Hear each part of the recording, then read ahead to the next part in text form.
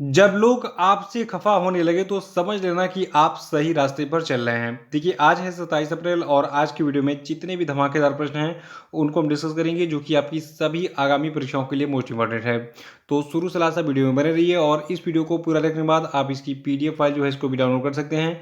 नीचे description box में video के और हमारे टेलीग्राम चैनल पे दोनों जगहों पे इस वीडियो के पीडीएफ लिंक मिल जाएगी। साथ में एक काम कर लीजिएगा, चैनल को सब्सक्राइब करके बेल आइकन प्रेस कर दीजिएगा ताकि आने वाले सभी वीडियोस के नोटिफिकेशन आपको ऑटोमेटिक मिलते रहें और वीडियो को लाइक करके इसको शेयर जरूर कर दीजिएगा। देखिए आज का हमारा पहला प्रश्न है कि विश्व बौद्धिक संपदा दिवस यानी कि वर्ल्ड इंटेलेक्चुअल प्रॉपर्टी डे कब मनाया जाता है। देखिए जो आपका विश्व बौद्धिक संपदा दिवस है ये 26 अप्रैल को हर साल मनाया जाता है। देखिए 26 अप्रैल को विश्व बौद्धिक संपदा दिवस मनाने के दिन के रूप में इसलिए चुना गया क्योंकि इसी दिन 1970 में विश्व बौद्धिक संपदा संगठन की स्थापना करने वाला एक सम्मेलन हुआ था। और देखिए जो आपका विश्व बौद्धिक संपदा संगठन है इसका मुख्यालय आपका स्विट्जरलैंड के जिनेवा में है।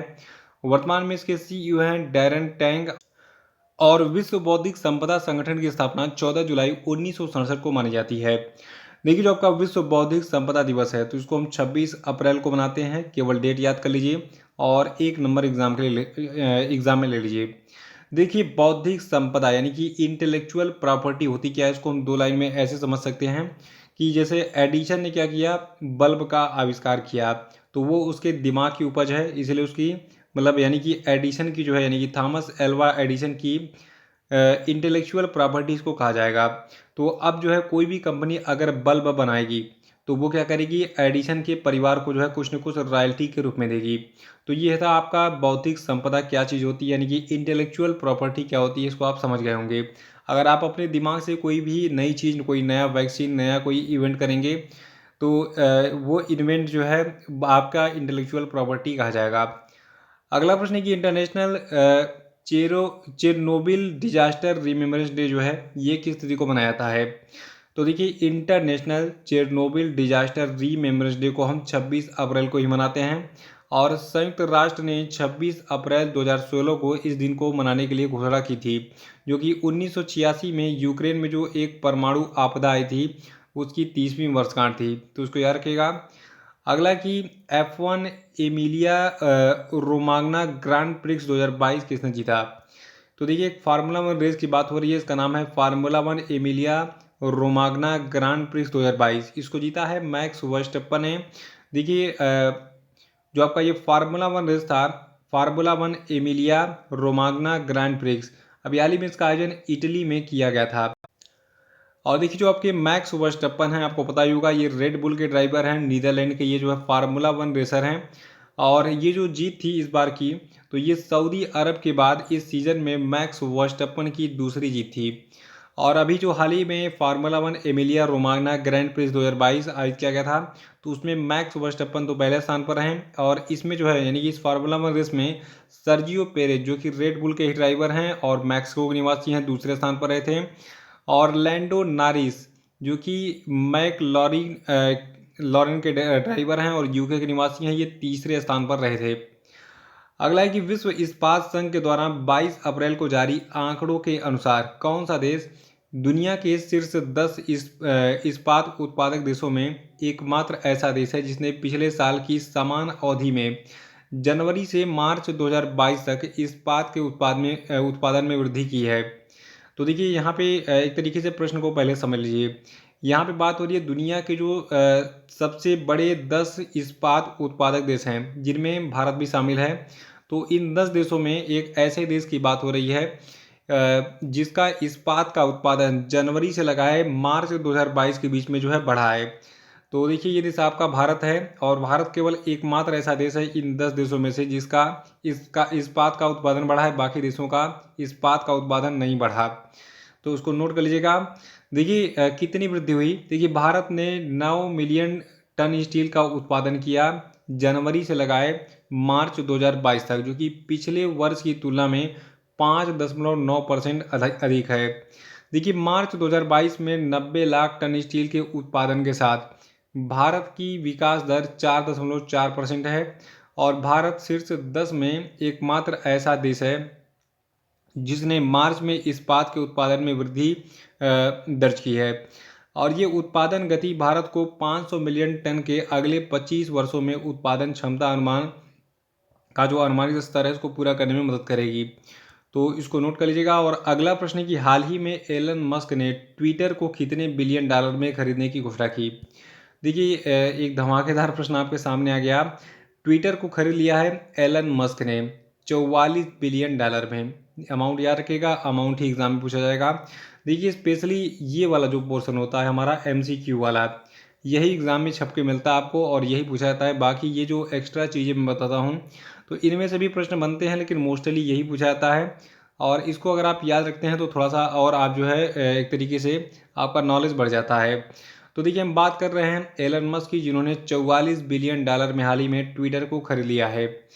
और इसी सौदे के साथ 16 साल पहले जो आपका ट्विटर अस्तित्व में आया था, अब जो है ये प्लेटफॉर्म किसका हो जाएगा, एलन मस्क का हो जाएगा।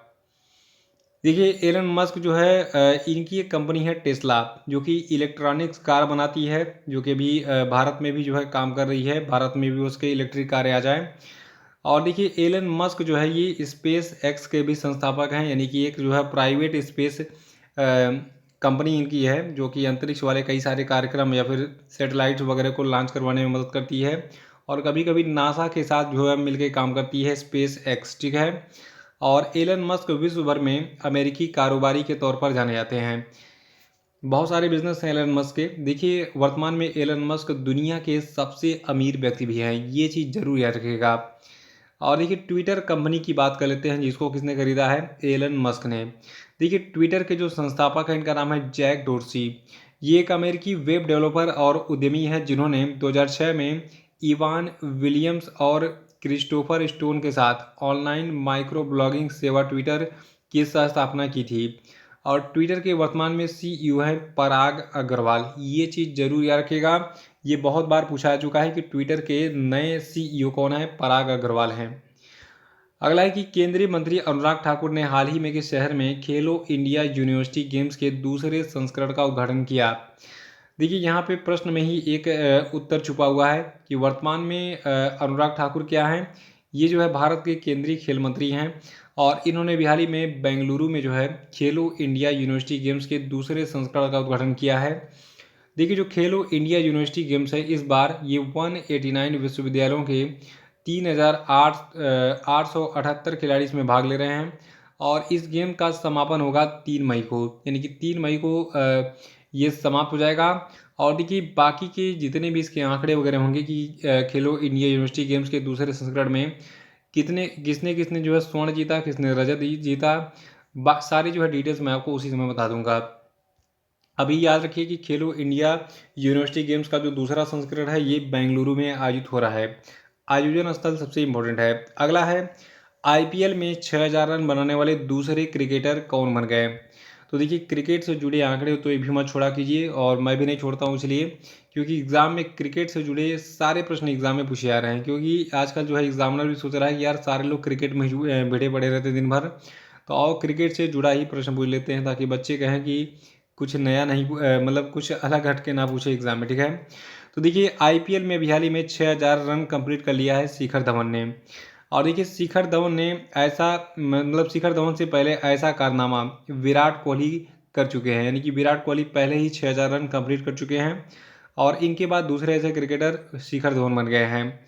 देखिए IPL में जहां धवन ने 6000 रन पूरे किए हैं, वहीं 200 IPL मैच भी खेलने में सफल हो गए हैं। यानी कि एक और रिकॉर्ड बना है इनका कि शिखर धवन 200 मैच खेलने वाले IPL मैच खेलने वाले खिलाड़ी भी बन गए हैं। और 6000 रन तो इन्होंने पूरे ही कर लिए हैं। और साथ में देखिए 9000 रन पूरे होते ही शिखर धवन भारत की तरफ से T20 क्रिकेट में सबसे ज़्यादा रन बनाने वाले तीसरे बल्लेबाज भी बन गए हैं। तो इसको याद रखिएगा आप। अगला है कि कितने राज्यों के गवर्नर रहे कांग्रेस के वरिष्ठ नेता के शंकर नारायण का अभी हाल ही में पालक्काड केरल में इनके आवास पर निधन हो गया। तो देखिए केरल के पालक्काड में भी हाल ही में निधन हुआ है के शंकर नारायण का, जो कि 6 राज्यों के राज्यपाल रह चुके हैं। तो 6 राज्यों का राज्यपाल बनना बहुत बड़ी चीज़ होती है। मतलब 6 अगर एक राज्य में अगर 5 साल रहेंगे तो लगभग 30 साल जो है ये राज्यपाल रहे। तो किन किन राज्यों के राज्यपाल रहे के शंकर नारायण। देखिए ये महाराष्ट्र, झारखंड, नागालैंड, अरुणाचल प्रदेश, असम और गोवा के राज्यपाल रहे थे और ये 4 बार केरल विधानसभा से भी निर्वाचित हुए थे। तो ये चीज़ याद रखिएगा। यहाँ पे देखिए हम लोग एक छोटा सा चुनाव हार गए अभी पिछले साल, और ये 4 बार एमएलए चुने गए, बहुत बड़ी बात है। आजकल चुनाव टफ हो गया है, बिना दारू मुर्गा और पैसा बांटे जो है चुनाव नहीं हो पा रहा है। तो खैर हम जैसे शिक्षित लोग इसीलिए पीछे छूट जाते हैं और चुनाव भी हार जाते हैं, क्योंकि हम चुनाव में शराब नहीं बांटते हैं और उतनी क्षमता भी नहीं है बांटने की, क्योंकि गलत कामों में जो है 1 रुपये भी खर्च करना मेरे लिए भारी पड़ता है। तो देखिए इसको याद रखिएगा कि जो आपके के शंकर नारायण हैं, ये 6 राज्यों के राज्यपाल थे। कहाँ के? महाराष्ट्र, झारखंड, नागालैंड, अरुणाचल प्रदेश, असम और गोवा। और ये कांग्रेस पार्टी के वरिष्ठ नेता थे, इसको भी याद रखिएगा। अगला है कि हाल ही में भारतीय तटरक्षक पोत जिसका नाम है ऊर्जा प्रवाह, इसको किस राज्य के भरूच में भारतीय तटरक्षक बल में हाल ही में शामिल किया गया? तो देखिए जो ऊर्जा प्रवाह है इसको शामिल किया गया है अभी हाल ही में गुजरात के भरूच में इंडियन कोस्ट गार्ड यानी कि भारतीय तटरक्षक बल में। देखिए भारतीय तटरक्षक पोत ऊर्जा प्रवाह को गुजरात के भरूच में भारतीय तटरक्षक बल में शामिल किया गया, याद रखिए इसको। और जो आपका ऊर्जा प्रवाह है, तो देखिए ये जो तटरक्षक पोत है इसमें 1.85 मीटर का ड्राफ्ट है और ये 36.96 मीटर लंबा है। और ये नया जहाज तटरक्षक बल के जहाज़ों को रसद सहायता प्रदान करने और भारतीय तटरक्षक बल के संचालन को बढ़ावा देने में जो है मदद करेगा। अगला कि हाल ही में world book capital advisory committee की सिफारिश पर यूनेस्को के महानिदेशक जो हैं आड्रे अजोले, इनके द्वारा किसको यानी कि किस शहर को वर्ष 2022 के लिए वर्ल्ड बुक कैपिटल नामित किया गया? तो देखिए 2022 के लिए वर्ल्ड बुक कैपिटल नामित किया गया है मैक्सिको के ग्वाडलजारा को। देखिए हर साल जब भी जो है वर्ल्ड बुक कैपिटल की अनाउंसमेंट होती है तो उस शहर का नाम पूछ लेता है। तो 2022 के लिए सीधे सीधे ये सब भूल जाइए, याद रख लीजिए कि 2022 के लिए वर्ल्ड बुक कैपिटल नामित किया गया है मैक्सिको के ग्वाडलजारा शहर को। और यूनेस्को की बात करें जिसके दौरान ये घोषणा की गई है, तो देखिए यूनेस्को जो है इसकी स्थापना 16 नवंबर 1945 को हुई थी। मुख्यालय पेरिस फ्रांस में है और इसके सदस्य देशों की संख्या 193 है और इसके चीफ जो है इनका नाम है आड्रे अजोले। तो ये थे आज के सभी धमाकेदार और मोस्ट इंपॉर्टेंट प्रश्न, और अब हम बात करेंगे आज के सभी क्वेश्चन अपडेट पे। जो लोग वीडियो को लाइक करना भूल गए हैं उसको फटाफट लाइक कर दें और फिर आगे बढ़ते हैं। देखिए लाइक का कोई पैसा नहीं लगता है, तो यार ये फ्री वाला काम है, थोड़ा सा मुझे भी खुशी होती है। लाइक वाइक कर दिया करो आप लोग, और कम से कम डेली जो है जितने लोग वीडियो देखते हैं सभी लाइक करने का प्रयास करें। तो ये पहला प्रश्न है कि विश्व मलेरिया दिवस की तिथि को मनाया गया। तो देखिए इसका आंसर बताइए कमेंट बॉक्स में, नहीं पता तो कल का वीडियो देखिए उसको रिवाइज कर डालिएगा। और देखिए आज आपको एक बताना है, ऑनलाइन सवाल आपसे है कि मलेरिया जो है ये किस मच्छर के काटने से होता है और किस परजीवी के कारण होता है, ये दोनों चीज़ें मैंने आपको कल बताई थी। अगला है कि राष्ट्रीय पंचायती राज दिवस किस तिथि को मनाया गया, बताइए। अगला कि अंतर्राष्ट्रीय प्रतिनिधि दिवस कब मनाया गया, बताइए। और नेक्स्ट है कि विश्व पुस्तक और कॉपीराइट दिवस कब मनाया गया, बताइए। नेक्स्ट है कि हर साल ऑस्ट्रेलिया और किस देश में 25 अप्रैल को एंजैक दिवस मनाया गया। एंजैक का फुल फॉर्म क्या है ये भी मैंने बताया था कल, तो कल का देखिए वीडियो जो है उसको रिवाइज कर डालिएगा। और अब हम बात करेंगे कल के पूछे गए सभी क्वेश्चन के सही उत्तरों की। देख रहे का पहला प्रश्न था कि हाल ही में किस शहर में पहली पूरी तरीके से डिजिटल बस का उद्घाटन किया गया, तो ये शहर आपका मुंबई है। और अगला है कि 31 मार्च 2022 को समाप्त हुए वित्तीय वर्ष में भारत का कच्चे तेल का उत्पादन कितना गिर गया, तो ये गिरा था 2.67%। और तीसरा था कि हाल ही में किस स्थान पर ऑयल इंडिया लिमिटेड ने भारत का पहला वाणिज्यिक ग्रेड ग्रीन हाइड्रोजन उत्पादन संयंत्र लगाया, तो देखिए ये संयंत्र असम के जोरहाट में लगाया गया है। चौथा था कि हाल ही में किस संस्थान ने इलेक्ट्रिक वाहनों के लिए बैटरी स्वैपिंग नीति का मसौदा जारी किया है, तो देखिए इसको नीति आयोग ने जारी किया है। पांचवा था कि हाल ही में कोविड-19 से लड़ने वाले स्वास्थ्य कर्मियों के लिए प्रधानमंत्री गरीब कल्याण पैकेज की अवधि को कितने दिनों के लिए बढ़ा दिया है, तो देखिए ये ड्यूरेशन है 180 दिन। तो इसी के साथ ये वीडियो समाप्त होता है। जय हिंद, जय भारत।